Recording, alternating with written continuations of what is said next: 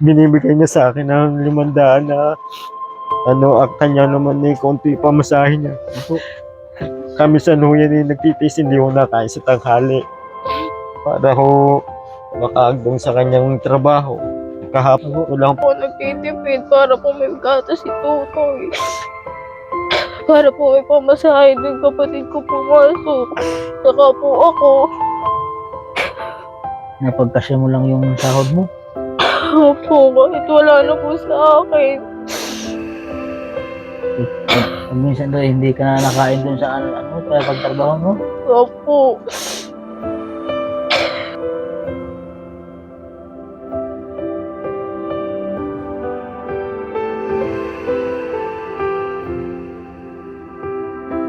Ayun po mga kababayan, magandang hapon po sa atin lahat mga kababayan.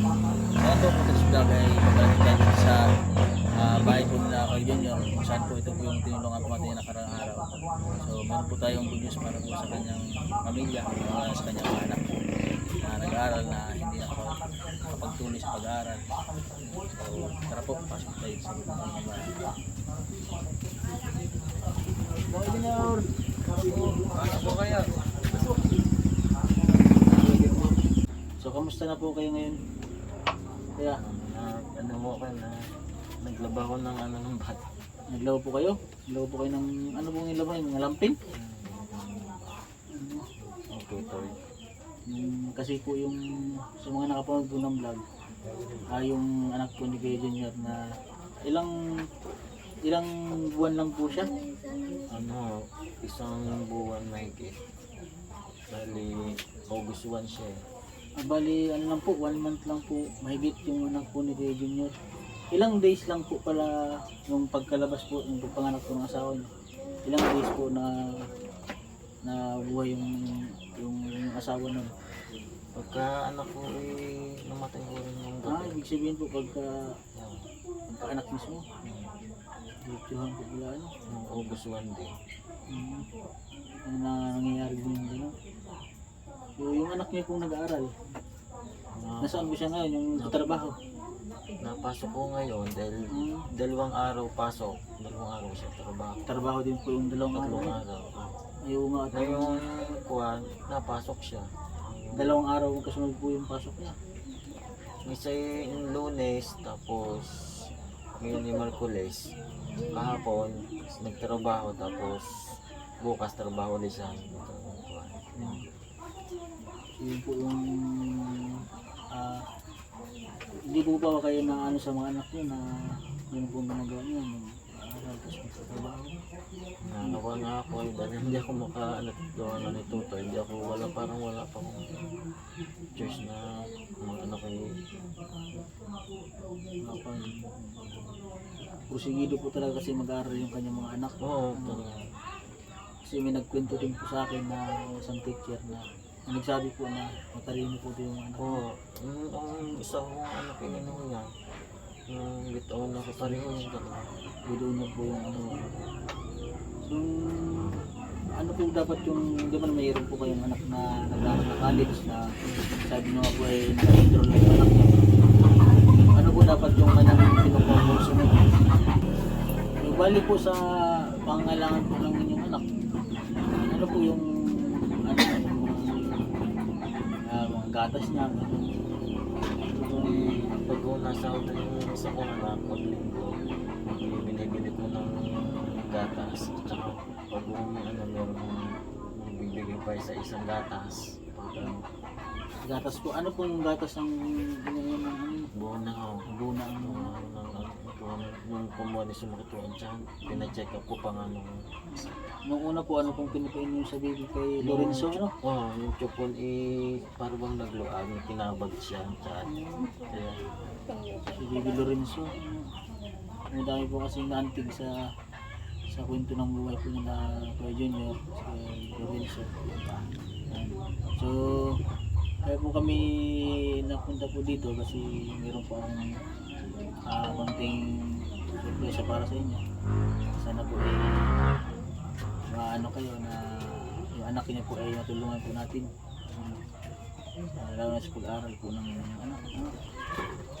Nasaan po yung anak niya, ano po, nangyari? So, ito po si Bibi Lorenzo po, sa mga nakapunod po ng vlog. So, napakapuging bata po. Ano. Ngayon, meron po siyang mga gatas po ngayon. Oo po, nung nagbigay po ng isang kahon. Isang Isang tiga, maliit na katan. So, wala, konti na lang. Munti na lang. Sige. Bibili natin si Bibi Lorenzo ng mga ano niya, mga pampers, mga ganun. Kailangan niya rin po yun ano. Si Bibi Lorenzo. Ito po yung anak niya na nag-aaral ng college. Eh, di ba nag-enroll na ikaw ano? Opo. Sa Kalatagan. Bali ano yun, walang tuition doon sa... Doon po walang tuition. Kaya doon po kami Ano lang yung ano lang yung hinihingi sa'yo ng CSDS. ng school para makapasok ka. Ano po, uniform. Uniform, yun lang, uniform lang wala. Tapos ano pa? Tsaka po yung, ano po, pag po namamasahe ako sa Ponta Balaya, po pang Kalatagan. So, uwian ka? Opo, gapo nito po. Magkano ang pamasahe mo dito everyday? Balikan. Depende po, pag po nasakay sa bus or sa jeep na lang po. Kami sa ngayon, ito po yun sa Liyang, tapos yung sa kayong pagkakalagan. Mayroon na pong biyahe nga. Saan ang school? Ibig sabihin, nauwi ka dito. CSDS? Apo. Gawa ni Tutoy, no? CSDS. Gawa na. Sa gulo. So, ano pala kuya yung ano nyo, yung mayroon ba kayong negosyo dito dati, yung may pagkikitaan yung asawa nyo? Kasi mayroon pong nagpapatanong ng isang sponsor po natin na kung ano po daw yung ano nyo, business nyo. Kasi baka kayong tulungan. Hindi mo kami nagtitinda. Ano na, dahil napasok ko ang mga bata, inaubos na. Ano po yung tinitinda nyo dati? Yung sari-sari ko. Store, tsaka nagpipishball ko kami. Nag-baseball po at sari-sari store.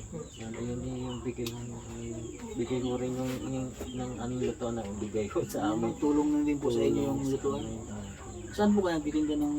Dito lang ako sa Apagan. Sa harapan lang lang? sa Eh kung sakali pong magbigay po ng tulong sa inyo, yun po ang negosyo pong ano nyo. sakali ko. Ako ay wala akong pangyayang trabaho eh. Pag naggagapak lang ako. Pero balak niyo pong mag-business na lang po para mabantay nyo yung si Bibi Lorenzo. Ang mga bata ko, yung talaga matutukan yun. So yun po yung plano nyo So yun po sir, ay sila po pala dati ay nagtitinda ng mga fishball, mga ganun po. Mga kung ano-ano po, tapos meron sari-sari store. Yan po ang kanilang business po ng dati po. So kung sakaling pong mabigyan po kayo, marami naman po kayong pagbahay dito na bibili sa inyo. Siguro tutulungan naman po kayo nila pag napanood nila yung vlog natin. So ikaw naman, nakapunta naman tayo dito sa iyong anak. Kaya nga ang pangalan ulit, si Mary Ann. Si Mary Ann. So ikaw Mary Ann ay mayroong sponsor na natuwa na si Bibi Lorenzo. Nakadinig ang sponsor. Nadinig yung sponsor eh. So ito Tatay Junior ay mayroong sponsor na gustong tumulong sa anak nyo para makapag-aral siya.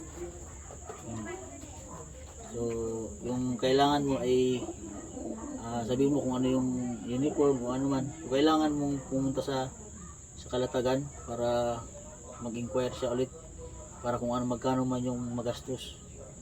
So pinapa-inquire pa kasi ni sir kung ano yung mga kailangan mo. Tapos yung allowance, baka bigyan ka rin niya ng allowance para makapagpasok ka sa school. Tapos pag makagraduate ka rin ng college, matulungan mo yung mga kapatid mo makapag-aral. So kasi siya sayang kasi first year college na kasi, bali 4 na taon na lang, 3 taon na. Ay mag-start ka pa lang ngayon, yung taon. So 4 na taon. First year college siya. So yun ang gagawin mo ha. At tapos si susunod na araw si Bibi Lorenzo ay bilhin natin ng mga gamit. Ha? samahan mo na lang ako doon sa ano, sa bilihan kasi hindi ko alam kung ano mga size niya. Ano? So, sa sunod na araw, ano kasi nagtatanong pa lang sila sir kung ano yung mga kailangan niyo. Ano? Kaya, so, sana pag ikay tulungan ay mag-aral ka mabuti. Ano? So, yun nga, ay isipin mo na makatulong ka sa mga kapatid mo. Ano? Huwag mo munang isipin yung ano, bipin o ano. O ano man, ano. Kasi andyan lang yan, mabilis lang na mag-asawa. Ha? So, yun lang at pasensya na po kayo sa abala at abala kayo. Ano? So, meron pong tayong abot na tulong para sa kanila. So, maraming salamat po sa ating kababayan po na nagbigay pong tulong. Nagbili po tayo ng isang sakong bigas, bali 50 kilo po yung naibigay para sa kanilang pamilya. Maraming salamat po sir sa tulong niyo po sa pamilya po ni Kuya Junior at kay Bibi Lorenzo po. Bibilan po natin sila ng si Bibi Lorenzo po ng yung gusto niyo pong bilhin. Yan po, maraming salamat din po sa mga kasama ko ngayon. Yung mga Tisbam po at saka kay Madam Yula at saka yung cameraman si Ren Vlogs. Maraming salamat po sa inyong pagsama sa akin dito. So ito po ang bigas kay Junior. Ayan mo na ang paunang tulong para sa inyo. Ano? Salamat. Oo. So sa sunod ay yan po ay pabigay po ng ating kababayan na sponsor po natin. So, siya po yung nagpatanong sa inyo kung ano daw yung ano nyo dito, yung business nyo, matulungan niya kayo. Bigyan ng puhunan, pang-negosyo niya para matutukan yung pag-aalaga kay Bibi Lorenzo at makapokus din sa pag-aaral yung anak mo. Ano? Maraming salamat po kay Tisbam Jason. So ano po yung masabi niyo kay Junior sa sponsor niyo po na tulong para sa inyo? Maraming salamat sa inyong tulong sa akin. Talaga hindi po ako kailangan ko talagang talagang hindi ko po maraming salamat tapos sa tulong niyo sa akin. Doon po sa anak niyo po na nangako kung arahin po siya. Ano po yung masabi niyo kay sir? Sana po matulungan niyo ang ano ko dahil gusto niya talaga akong makatapos para maano ang aming buhay na. Tsaka marami ho kung talagang hindi ko nandito pa ako hindi ko mailabas na maraming salamat po sa tulong na inano niyo sa akin. Talagang hindi ko talagang masakit talaga. Bali kasi ang nangyari sa buhay po ni Kuya Junior ay sunod-sunod po Kuya Junior ang nangyari sa buhay niyo ba? Ano? So namatay po yung inyong Ang aking humina tsaka tapos namatay yung mama niya. apat na araw yung Asawa niya ng po ang kanyang sadyang siguro bago yung iniwan pa sa akin ng maliit, hindi naman ako makapagtrabaho. Tapos nag-start ang anak ko ng pasok. Asa na kukuha ng pang araw-araw, pang ano. Tapos wala naman permanent akong trabaho dahil pag ilog, gapak lang. Tapos yung anak niya pong isa, no? Tatrabaho Nagtatrabaho. doon lang ako kami nakuha talaga. Pag bigay niya sa akin ng 500, binibili ko si Tutoy ng gatas tsaka pinamamasahe pa ako ng dalawa kong anak. Hinati-hati lang po yung sahod ng inyong anak. Kaya naisipan kong kung sining mapapatuloy, sana po tulungan. Maraming salamat po sa mga tulong. Sponsor po na po para mapaaral po siya. Ano? So yun po kay Junior ha. Sunod po sa abalo at babalik na lang po ako sa na araw. Yun nga, bibilang po natin si Bibi Lorenzo ng mga kailangan niya, yung mga gatas, tapos mga bumpers niya. So, may mga tulong naman po na nag-ano na sa akin kay Junior.